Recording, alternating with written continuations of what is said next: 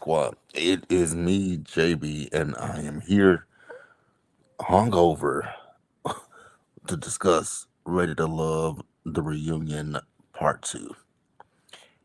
If you're watching the video or any other on the channel and you're not subscribed yet, I need you guys to do me a solid favor. Stop taking me out on this date and have me pay for it at the end of it. You guys know the routine. You can do me that favor by liking the video, subscribing to the channel, and also by turning on your post notifications.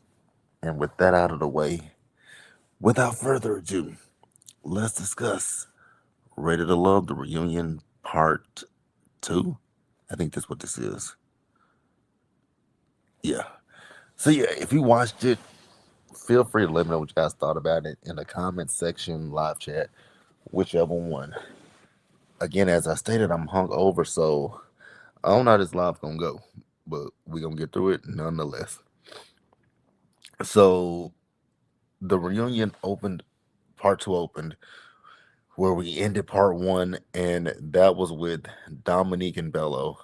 Now, mind you, after the reunion part one last week, I got on social media and I saw a picture of Bello, and looked like Bello had that same suit on that he has on at this reunion, and it looked like he had an African theme, an African wedding, right?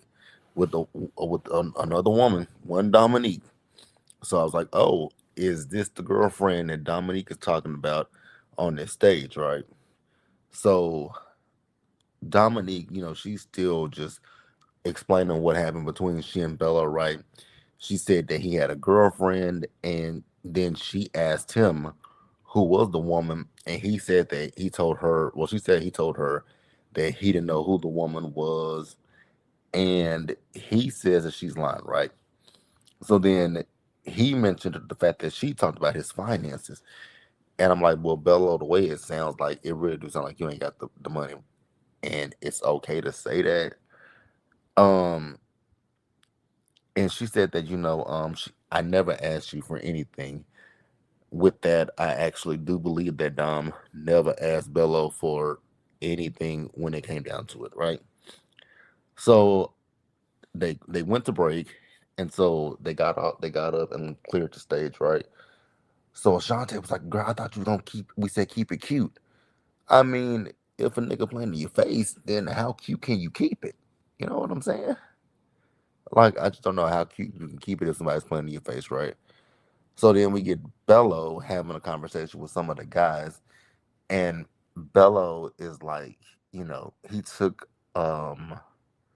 Dominique and her three daughters out to eat at a restaurant, and the bill came up to be like what, $600. Well, that's your fault for taking her to a restaurant that you couldn't afford. Like, you can't sit there and blame that on her. That's on you. Take her somewhere within your price range and within your means. And he was talking about he couldn't keep up with that. Well, I mean, again, sir, that strictly falls on you and not her. So then he had the audacity in the confessional to mention her inability to have kids. And I was like, nigga, you fucking playing with me, right? Like, she told you what her situation was and how she was afraid to have kids and all this kind of stuff.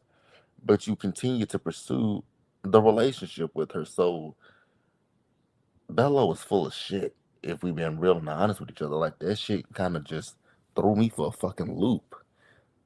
Like, he raggedy ass. God, he's so fucking raggedy. Like, you throw up the fact that woman can't have kids, but yet instead you continue to pursue her. That says more about you than it says about her, that you a fucking dumbass. If you know that kids are something that you want and you talking to a woman that either doesn't want to have kids or can't have kids. But she also, I think Bella, or not Bella, but Dom, I think Dom also said that she was open to adoption. She may have said it to, I think she said it to Devon. I can't remember, but dude, what the fuck? But let's move on because I'm irritated with that. and I got a headache. So then we move on to Devon. So they showed his package, and they showed the package and mentioned him. When we get back to him, we mentioned him trying to kiss Dom, right? And Dom said she wasn't looking for the kiss, which we knew that. Devon says he was, feeling himself too much. You absolutely were, because that was not what she. I mean, I don't even know how you got to the point of wanting to kiss her, with her saying you got something on your mouth. But hey, whatever. You don't watch one too many movies, my bro. So he did talk about his feelings, and how some grew for some of the women and some shrank for other women. I was like, okay, whatever. And then he also said he felt that he wasn't really heard about the women. So then Shannon says that she felt like she was duped, because turns out Devon was saying the same thing to pretty much every woman, basically telling them that they were his number one connection, right? Which I get that. Like, if you're sitting here telling me that I'm your number one, and then I compare notes with other women, and they're saying the same thing, then what's really the truth, right? Um. So then Nicole, you have been, since the show ended. You've been like a really busy bee. I will say that, because Nicole let it be known that after the process, she continued to get to know Devon as well, right? But she feels like he's full of shit, because she felt like he was playing games, and then they got into this debate, argument, whatever you want to call it, about all lives matter, because I guess she said she asked him if he voted for Kamala. I don't know what the answer was. I don't care what the answer was, because honestly, this conversation was really stupid, right? In my personal opinion, right? Nicole is also saying that they text each other. They were texting each other, and he was saying that Shannon was for the streets, and then Dominique over there on the other side of the couch was saying, yeah, and with you, he was telling me that you were unhinged, right? And then also back with Nicole, he was saying that he didn't like Dominique's values. So I'm gonna ask the question: the fuck were you doing in the show? Like, it's so weird to me that, like, I think some of y'all, I honestly now feel like most of them come on here just to be seen and not really look for love, because the success rate of Rated to Love is abysmal. Speaking of Rated to Love success rate, let's segue real quick.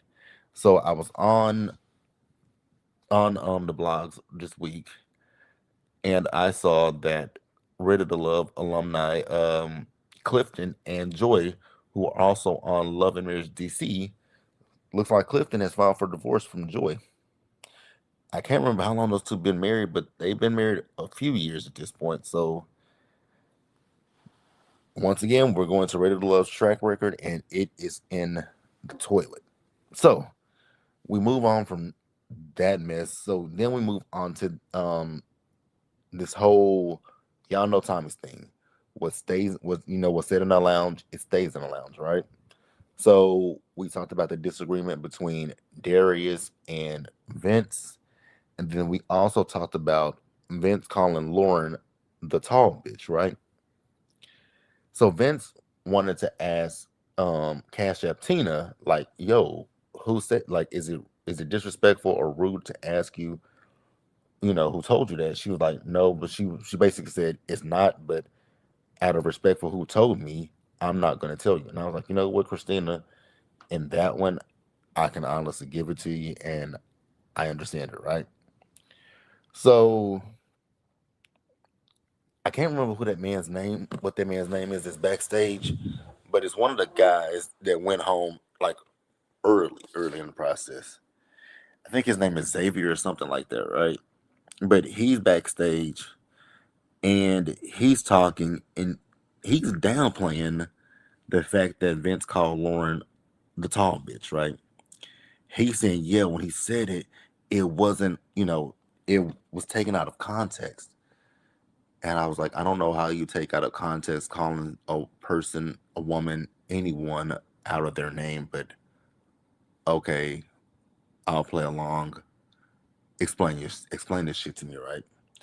So they do end up explaining it. It was actually Darius who explained it.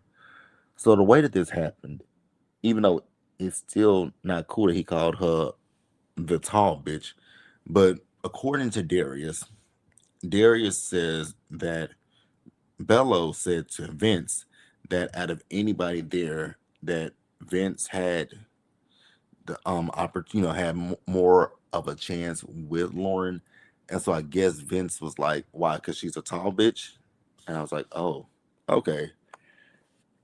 It's still not good either way it goes, but hey, at least he didn't. I mean, I guess if y'all if they want to play some, play word game, he didn't call her a straight out bitch. He just was like, because the bitch is tall, whatever. Who cares?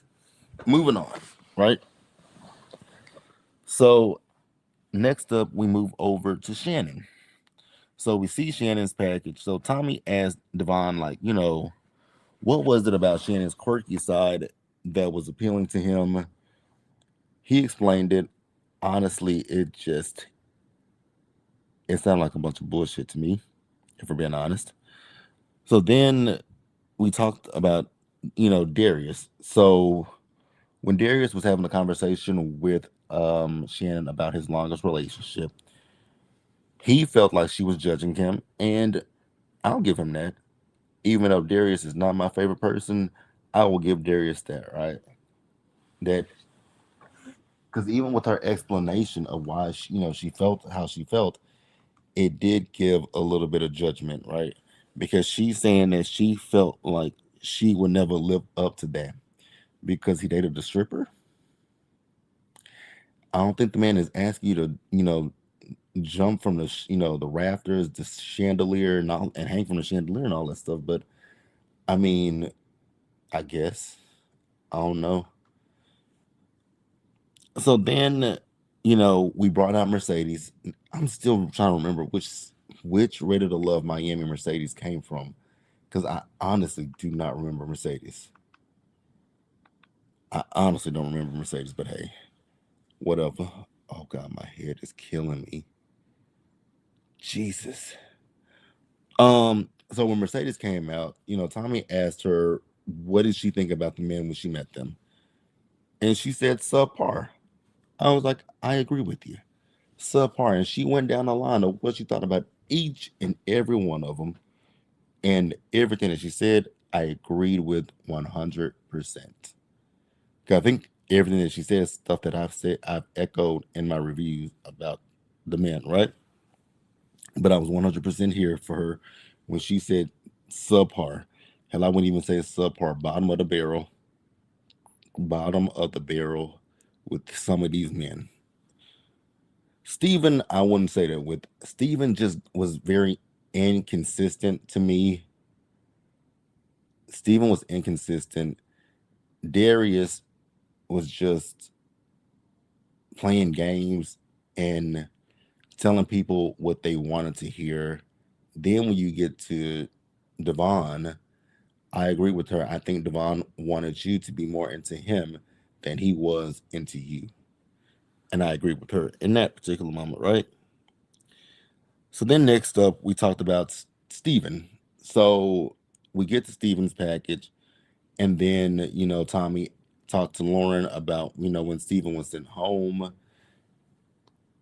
It sounded like Lauren had some regrets about sending Steven home, but I was like, why? Because kind of like with Devon, with Steven, I mean, Steven wasn't 100% telling the lady, like, I mean, he couldn't give a definitive answer to save his life about who he was interested in, which segues to Shannon basically saying, like, she felt like she put more into Devon than Devon put into her. Girl, that's exactly what happened. Not Devon, but with Steven. You absolutely put more into him than he was willing to give to you. And that alone should tell you right there what the relationship could be, would be, and will be. Could be, would be, and will be, right? So then I noticed that Tommy was still playing matchmaker with these people because at one point in the reunion, he asked, Steven about Shannon. And if there was a chance of them, oh God, reconnecting, right? And, Steven didn't say anything. So then at this point, he asked Shannon, like, can y'all, rekindle something? What's up with y'all two? And they didn't really say anything. Oh God. What up, Craig? You said good morning, JB. Are you reviewing Beyond the Gates today? Probably not, because I haven't even watched Beyond the Gates. So that's probably gonna be a no. And then I got a huge hangover right now that I'm trying to even muster through this review. So it's gonna be a no on that one. I'll probably end up doing it sometime tomorrow. That's what I'm thinking. That's what's on my mind is that we're probably gonna do Beyond the Gates sometime tomorrow and sometime before the episodes come on. So I'll probably end up doing it probably about 11 a.m. Central Time tomorrow. But keep an eye out. Keep an eye out. But yeah, I can tell you I'm not doing it today because it's almost 10:30 here now, and Scotty is we having brunch at noon. So I gotta get through this and then get ready. And I think I'm about to throw up in a minute because again I got a hangover from last night. So, but I will be doing Beyond the Gates, just not today. Uh, what else? So yeah, Tommy was playing matchmaker with Shannon and Steven. It seemed like Steven might be open to the possibility of reconnecting with Shannon. I don't know if Shannon is interested in that, but hey, it is what it is. So then the next segment we get to is Beijing Darius and Ashley. So we get through their package. We talked about their connection and what connected them to each other, and then Tommy asked the question of like what's going on with you two, and so um Ashley says that her and Darius, they're not together anymore because they went on a date 2 weeks after he chose her, right? And then while they were on the date, she says that Lauren called. She told him to answer the phone, but then she said a few days before that date, he said that he needed to call Lauren and tell Lauren that he picked her. I was like, oh my God, this cast right here. In all of the seasons that I've watched Ready to Love, I have never seen a cast that does the game of hot potato with each other. Like, now Lauren is backstage looking like, why am I involved in this? And so on stage, Darius is talking about who I guess had been calling and contacting Ashley, right? And he also let it be known that, when it comes to me and Lauren and I had a business friendship before the show. And I was like, run that back. How did y'all have a business friendship before the show? So y'all knew each other? Okay, whatever. Whatever. So Tommy even asking them, is there a chance to, fix this and make things work? I was like, Tommy, let it go. They both seem open to it. I wouldn't be, but hey, who am I, right? So then we get everybody back on stage, and once again, Tommy is still trying to play matchmaker. He's trying to figure out what's going on between Vince and Nicole. Vince didn't want to answer any questions when it came to Nicole, and I was like, Nicole, if you still letting this man hit it, you are a complete fool. This man still ain't saying shit in regards to you. But hey, if you like it, I love it. But I really truly don't. Part two of the reunion was kind of a bore, if I'm being honest with you guys. Like, it didn't give me anything, which is probably why this video is so short, because it just gave me nothing. It was very boring. It was lackluster, anticlimactic as hell. They did put a rest in peace, in love and memory of Richie at the end of the episode, which we saw him doing the Detroit Shuffle, which that was so random, them doing the Detroit Shuffle. But hey, that's all I got, you guys. I'm gonna get off here and go tend to this headache before we go to brunch, and I'll also record Love After Lockup and get that up to you guys shortly. So that is it. Be sure to join me since everything is off tomorrow, since Potomac is not coming on tonight and Marriage to Medicine is off. We definitely will be doing Beyond the Gates tomorrow, and then I'll give a really be, and we can discuss what we're gonna do as far as next weekend. But yeah, you guys, if you're watching this on the replay, I do apologize that this is a short video, but one, I got a hangover. Two, part two just didn't give me a whole hell of a lot to talk about. But yeah, you guys, I will catch you guys in the next one. Until then, you guys stay safe out there. Take care of yourselves. Wash your hands. Be blessed. And I'll catch you guys in the next video. Bye, guys.